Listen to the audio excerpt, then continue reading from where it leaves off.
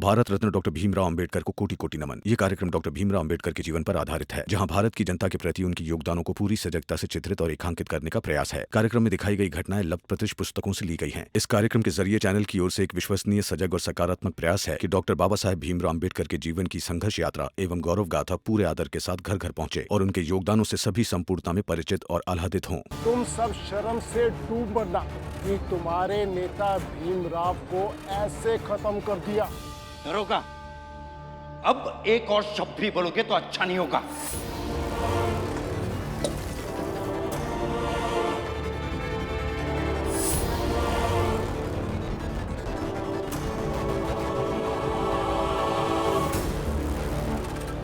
दरोगा है हम, कुछ भी कर सकते हैं। अभी बताता हूं। रहने दीजिए ना, लड़ने से क्या होगा। अब आप जाइए अपना काम करने। देखना जी, इसी मर्द बेटे के बारे में कहते थे, आज बीवी के पल्लू में छुप रहा है।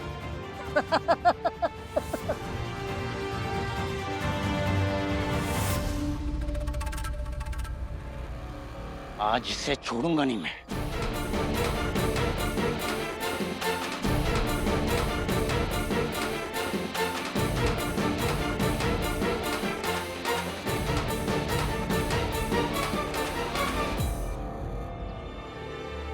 रुक जाओ।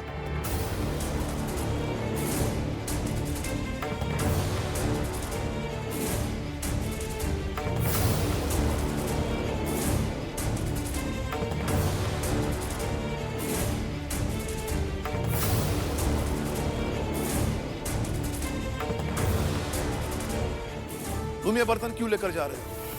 धोने के लिए। आज रमा का सारा काम मैं करूंगा। किसने कहा?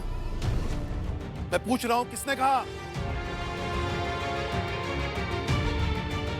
मैंने कहा।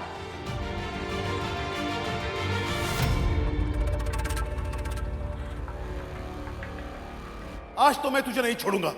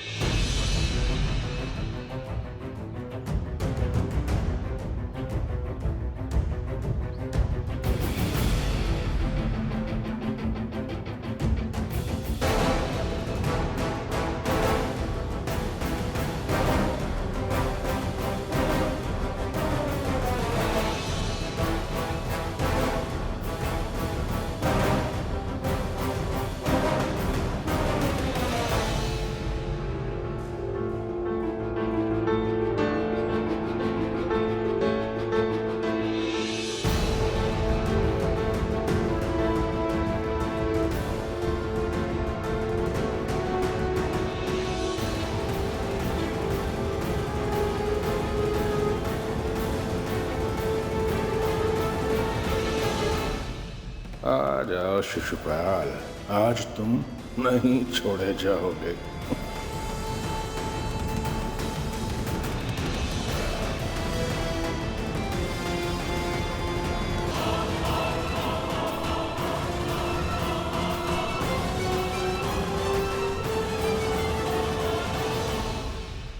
रुक जाइए बाबा, गुस्सा मत कीजिए। गुस्से में सिर्फ हानि होती है और अभी हम हानि का भार नहीं उठा सकते हैं। ये जीजाबाई तुमसे बर्तन साफ नहीं करवा सकती।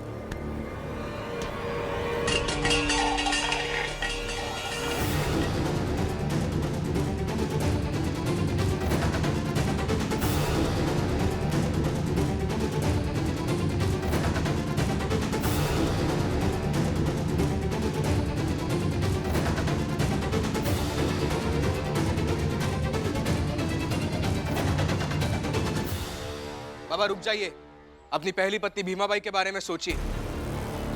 मेरी आई कहती थी कि काम बटा नहीं होता, कि कौन सा काम स्त्री करे और कौन सा पुरुष, और जो मानसिकता कामों को बांटती है वो पुरुषवादी सोच होती है। तो क्या आप भी उसी सोच के हैं बाबा?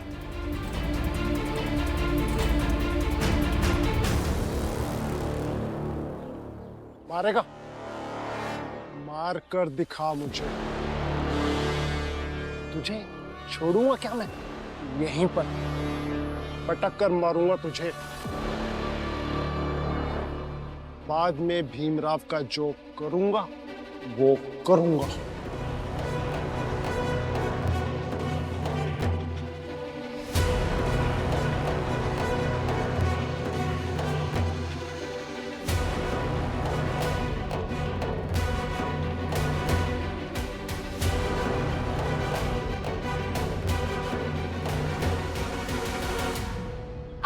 आप छोड़िए। छोड़ूंगा नहीं, बल्कि सबक दूंगा।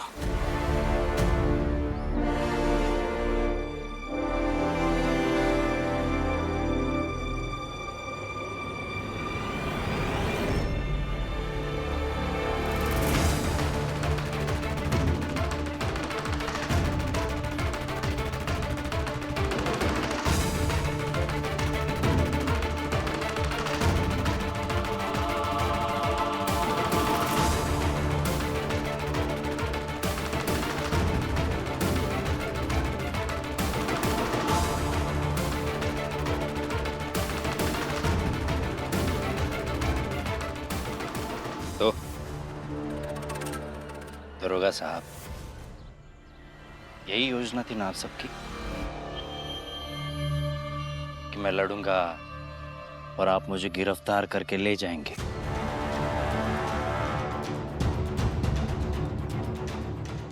लेकिन क्या है ना दरोगा साहब, मैं थोड़ा पढ़ लिख गया हूं तो समझता हूं आप सबकी साजिशों को। और हाँ दरोगा साहब, आज आप सब लोग यहाँ नाटक कर रहे थे, इसलिए मैंने आपको प्यार से गले लगा लिया। लेकिन अगर भीम रमा के साथ आप लोगों ने कुछ किया तो उसका बदला अलग ढंग से लिया जाएगा।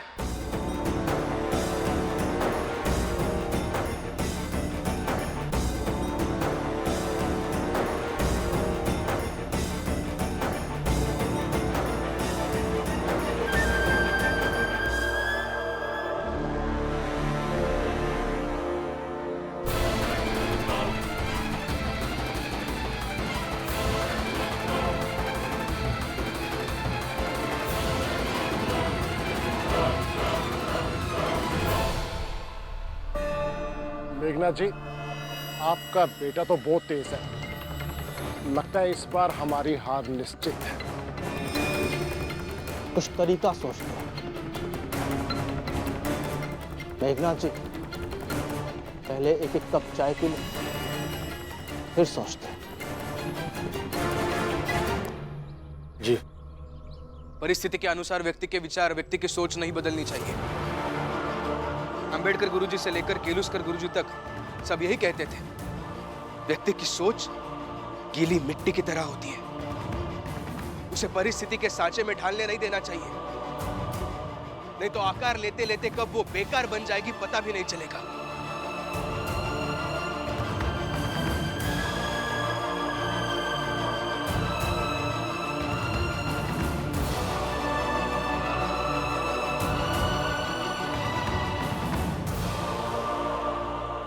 अच्छा, मतलब तुम जो कह रहे हो सही कह रहे हो, है ना? हाँ, मैं सही कह रहा हूं। क्योंकि अगर अभी आप गुस्से में नहीं होते तो मेरा बर्तन साफ करना आपको सही लगता। आप गुस्से में हैं इसलिए गलत लग रहा है। आपकी सोच आपके गुस्से से नियंत्रित नहीं हो सकती है बाबा। लेकिन जीजा भाई, सवाल उनका है ही नहीं, सवाल आपकी सोच और आपके गुस्से का है। बस इन दो चीजों में संतुलन बनाए रखना आवश्यक है। करो जो करना है करो। तुम बेटे से ज्यादा न्याय और मर्यादा की मजबूत लकीर लगते हो जो अपने उस पार जाने नहीं देता, फिर चाहे तुम्हारे सामने तुम्हारा बाप क्यों न खड़ा हो।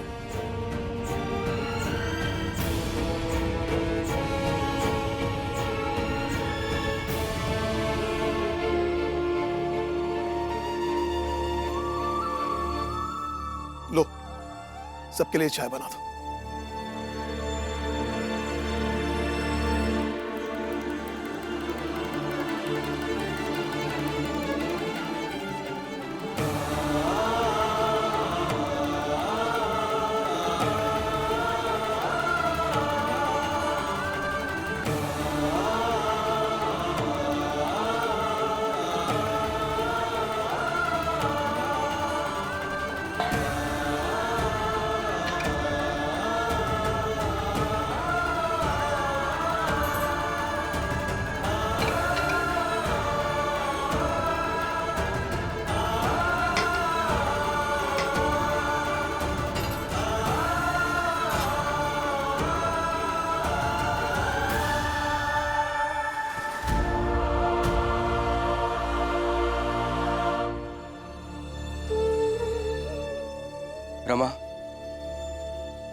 पढ़ना शुरू करो।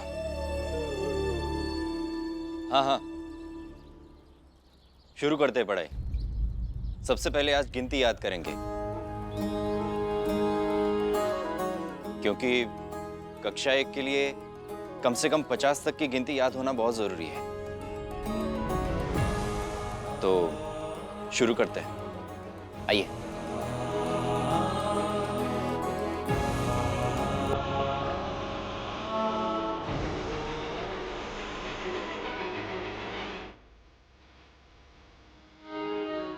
एक, दो, तीन, चार। राष्ट्र संविधान का है तो ही शिल्पकार, नहीं सिखा समानता का सार। संविधान का है तो ही शिल्पकार, नहीं सिखा समानता का सार।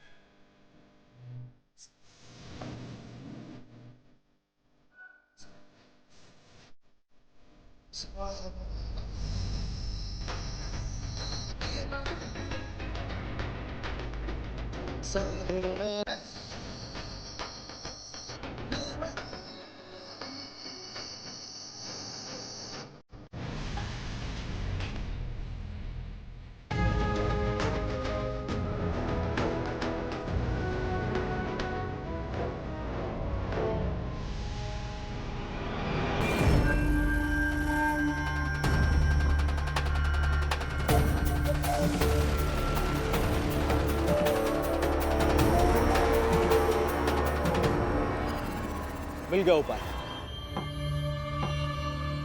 क्या? चलो चौल चलते हैं, वहां से पढ़ रहे होंगे ना। हाँ, पढ़ रहे होंगे, लेकिन हम लोग उन सबको वहां पढ़ते हुए देखने जा रहे हैं क्या? नहीं, कुछ और करना।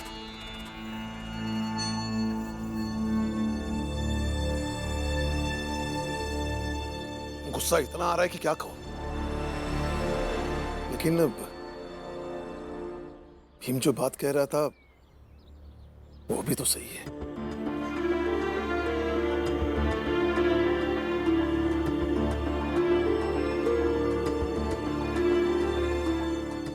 बाबा, चाय पी लीजिए। देखो भीम, ना तू मुझे समझाने की कोशिश कर और ना ही मेरा गुस्सा शांत करने की कोशिश कर। तेरे साथ ऐसा कोई बर्ताव करेगा तो मुझे गुस्सा आएगा ना।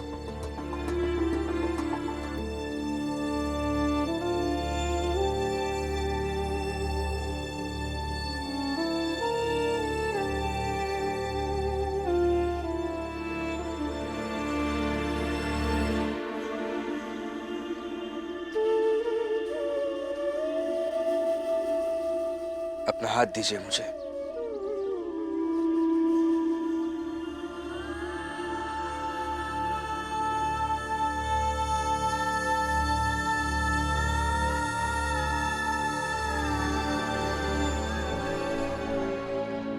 बाबा, इस हाथ ने अगर मुझे नहीं पकड़ा होता तो क्या मैं उसूलों की बातें बिना डरे सबके सामने कर पाता?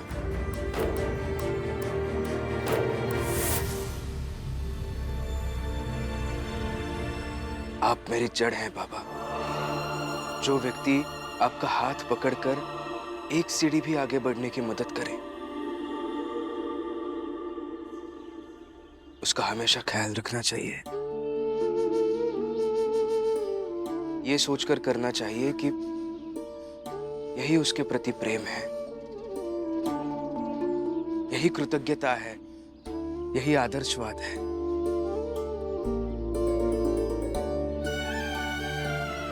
मैं आपको गुस्से में कैसे छोड़ सकता हूं? आपकी फिक्र कैसे ना करूं बताइए? मैं करूंगा, क्योंकि ये भीमराव सिर्फ आदर्श और नैतिकता की कठोर सीमा ही नहीं, आपका बेटा भी है। जो बेटा एक कोमल हृदय भी रखता है, और ये हृदय आपसे बहुत प्यार करता है बाबा।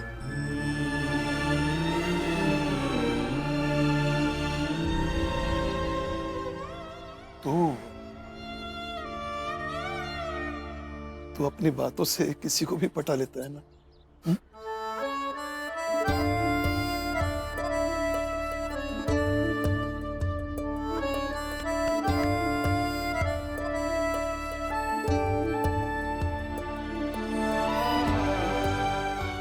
भाव जिसे हम अपना मानते हैं, जिसके जाने से दुख, क्षति महसूस हो, उसी को पटाने की कोशिश भी करते हैं।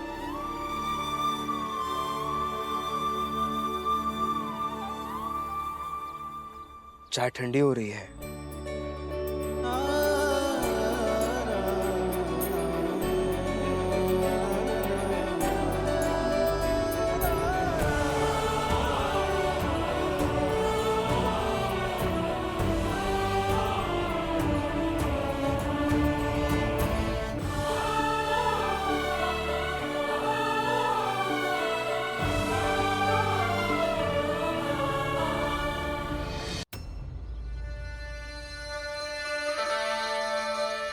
अरे वाह, भीम ने तो वाकई में बर्तन अच्छे धोए हैं।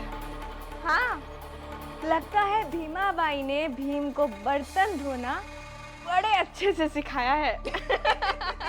करुणा, सास है वो तेरी, असली सास। मतलब कहना क्या चाहती है आप? मैं नकली हूँ?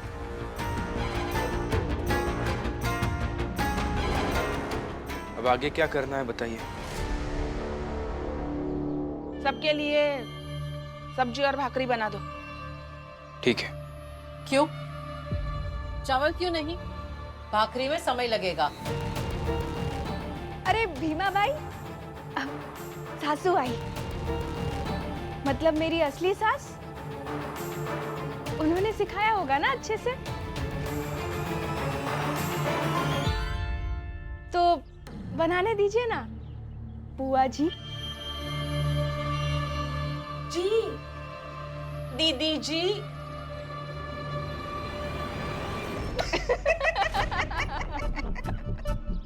एक, दो, तीन, चार, पाँच, 6, 7, 8, 9, 10। जोखो, अरे जोखो,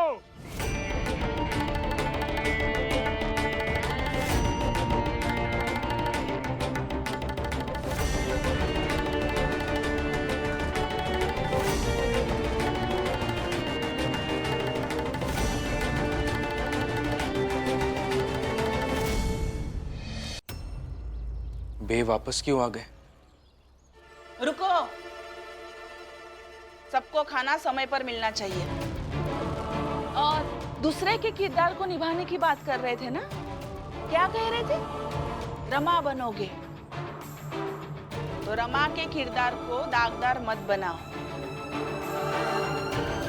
खाना बनाओ सबके लिए। बाहर क्या हुआ है मैं जाके देखती हूँ। जीजाबाई, हद से बाहर जा रही है तू। अरे चलिए ना, चलिए बाहर चलिए और देखते हैं क्या होता है। चलिए चलिए तो सही।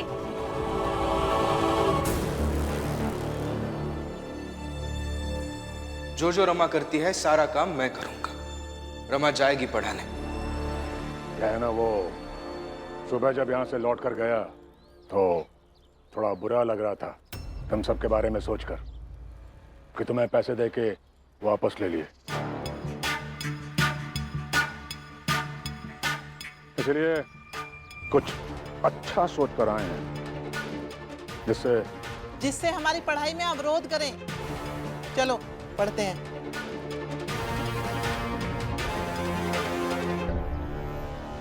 11, 12, 12,